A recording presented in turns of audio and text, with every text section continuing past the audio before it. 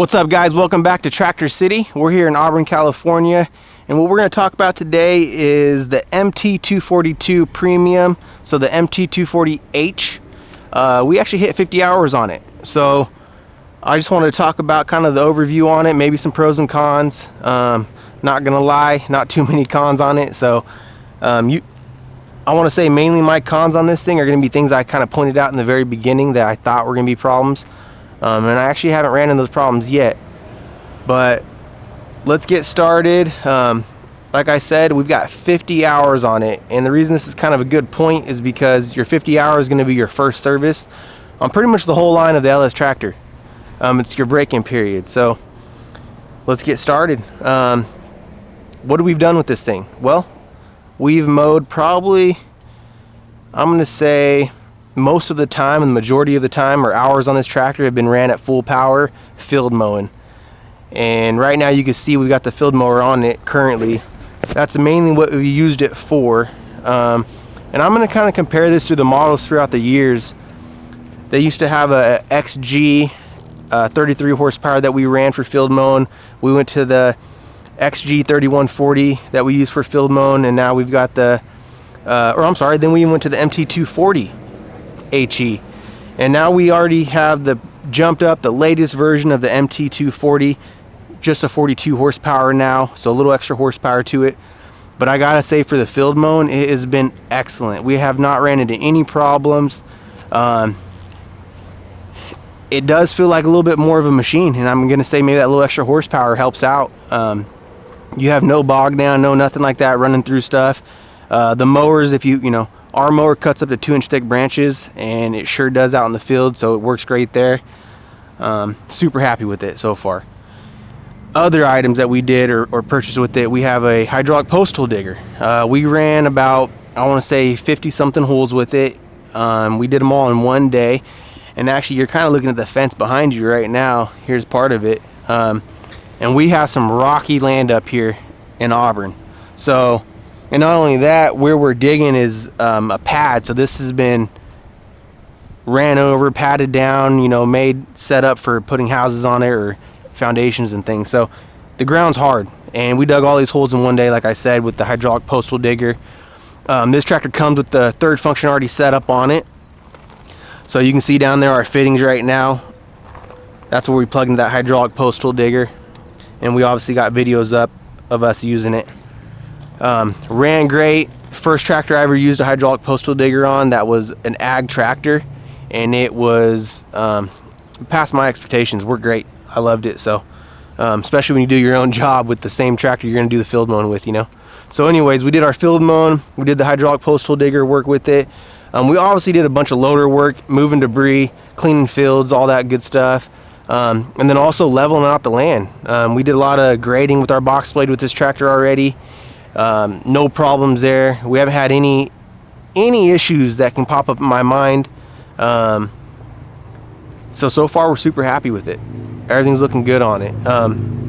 So I'm gonna say, let's jump to the cons probably first, so we could end it with the good stuff. But things I said in the very beginning, and I'm really just trying to find some things that, you know, I'm not crazy happy about, and just coming to the bottom of the tractor, you know, there are some items that are really close to the ground there that, you know, get me nervous about hitting rocks or hitting sticks, or, you know, things that go up in there, because it happens all the time.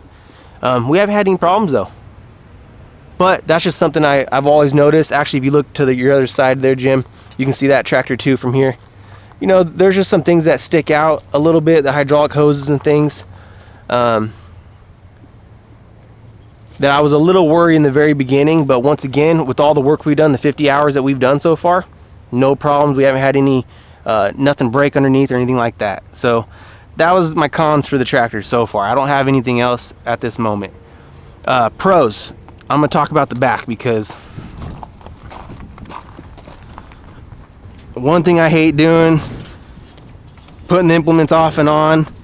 You know, it's not supposed to be a hard thing, so when you're having a frustrating day and you're trying to get stuff on and just it's 100 degrees outside or whatever it is, what I've noticed has been great is these guys. These little buttons that give that extra extension on them, that little extra inch, not having to hop back on the tractor off and on, is huge. So definitely a great reason that you get the premium model. I really like it. If you don't have a bunch of implements you're switching off and on to, well, it's not going to matter, right? But if you are, super helpful, super handy. And then also, because these check links, they have these linch pins on the back. When you're putting the implements on, you pop those off and you could put the implements on so much easier.